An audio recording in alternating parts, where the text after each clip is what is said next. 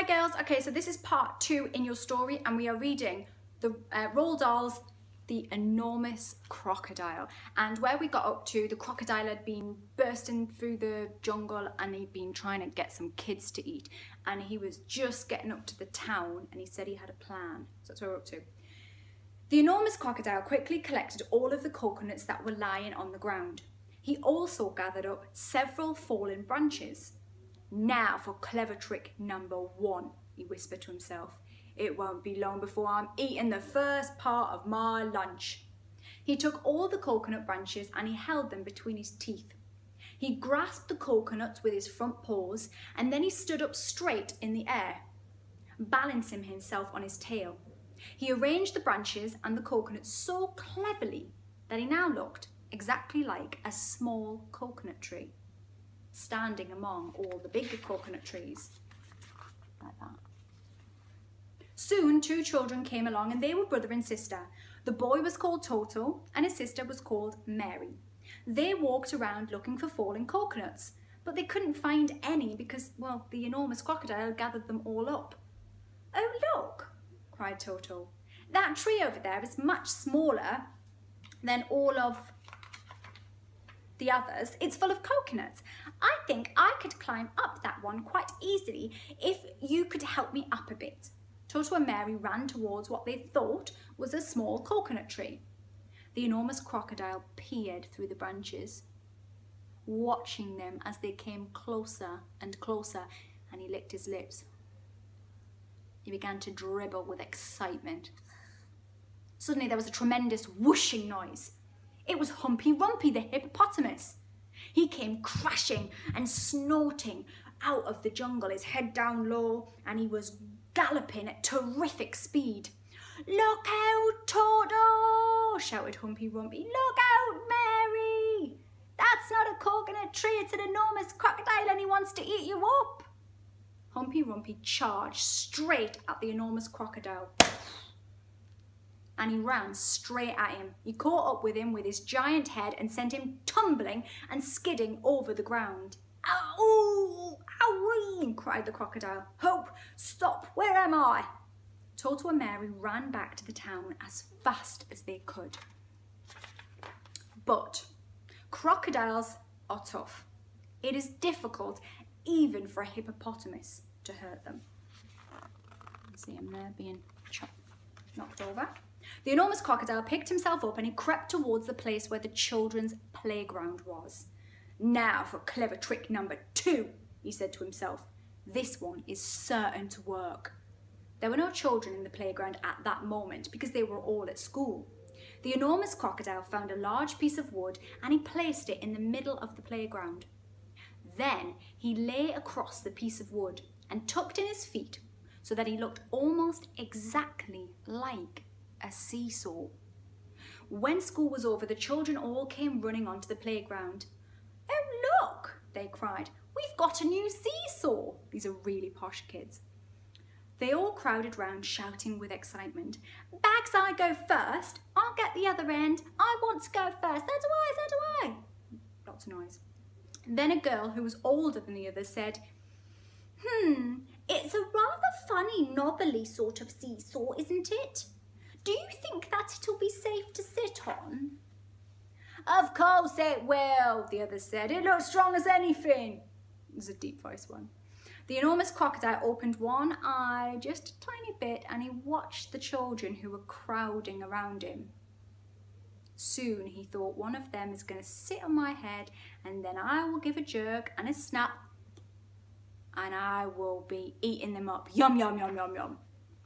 At that moment, there was a flash of brown and something jumped into the playground and hopped up onto the swings.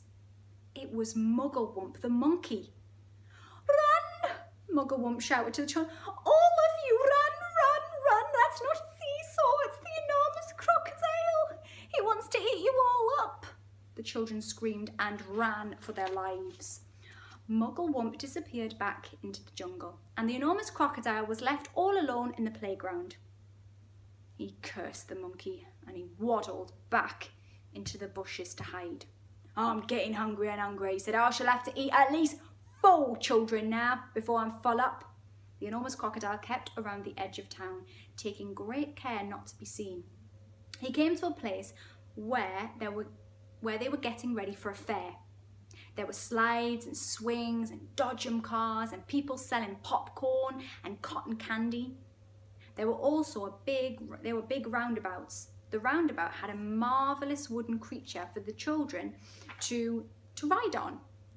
There were white horses and lions and tigers and mermaids with fishes' tails and fearsome dragons. Now for clever trick number 3, said the enormous crocodile, licking his lips. When no one was looking, he crept up onto the roundabout and he put himself between a wooden lion and a fearsome dragon. He sat up a bit on his back legs and he kept very, very still. He looked exactly like a wooden crocodile on the roundabout. Soon all sorts of children came flocking to the fair. Several of them ran towards the roundabout. They were very excited. Can you see him? I'm going to ride on a dragon, one cried. I'm going to go on a lovely white horse, cried another. I'm going on a lion, cried the third. And one little girl, whose name was Jill, said, I'm going to ride on that funny old wooden crocodile. The enormous crocodile kept very still, but he could see the little girl coming towards him. Yum, yum, yum, yum, yum. He thought, I'll gulp her up in one gulp easily. Suddenly there was a swish and a swoosh, and something came swishing and swooshing out of the sky. It was the roly-poly bird. He flew round and round and round, saying, Look out, Jill, look out, don't ride on that crocodile. Jill stopped as she looked up. That's not a wooden crocodile, said the roly-poly bird. It's a real one. It's the enormous crocodile from the river, and he wants to eat you up. Jill turned and ran, and so did all of the other children. Even the man who was working on the roundabout jumped off and ran as fast as he could. The enormous crocodile cursed that roly-poly bird, and he waddled back into the bushes to hide. I'm so hungry now, he said to himself. I could eat 6 children before I'm full up. Some more running away. Just outside the town, there was a pretty little field with trees and bushes all around it.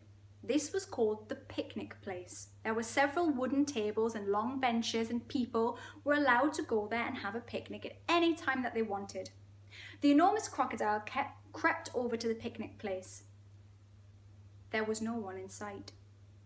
Now for clever trick number 4, he whispered to himself. He picked up a lovely bunch of flowers that he had arranged it on one of the tables.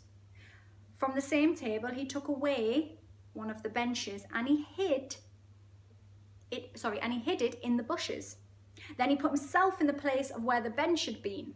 By tucking his head under his chest and by twisting his tail out of sight, he made himself look very much like a long wooden bench with 4 legs. Soon 2 boys and 2 girls came along carrying baskets of food. They were all from one family, and their mother had said they could go out and have a picnic together. Which table shall we sit at? Said one. Let's take the table with the lovely flowers on it, said another. The enormous crocodile kept as quiet as a mouse. I shall eat them all, he said to himself. They will come and sit on my back and I will swizzle my head round quickly, and after that it will be squish, crunch, wallop. Suddenly a big deep voice from the jungle shouted, Stand back, children, stand back! The children stopped and stared at the place where the voice was coming from. Then, with a crashing of branches, Trunky the elephant came crashing and rushing out of the jungle. That's not the bench you are going to sit on, he bellowed. It's the enormous crocodile, and he wants to eat you all up. Trunky trotted over to the spot where the enormous crocodile was standing, and quick as a flash, he wrapped his trunk around the crocodile's tail and he hoisted him up into the air. Like that. Hey! Let me go! Yelled the enormous crocodile, who was now dangling upside down. Let me go! Let me go! No, Trunky said. I will not let you go. We've all had quite enough of your clever tricks. Trunky began to swing the crocodile round and round in the air. At first he swung him slowly, then he swung him faster and faster and fast. And we're going to stop there, and I'll see you in part 3. Good night, my lovelies.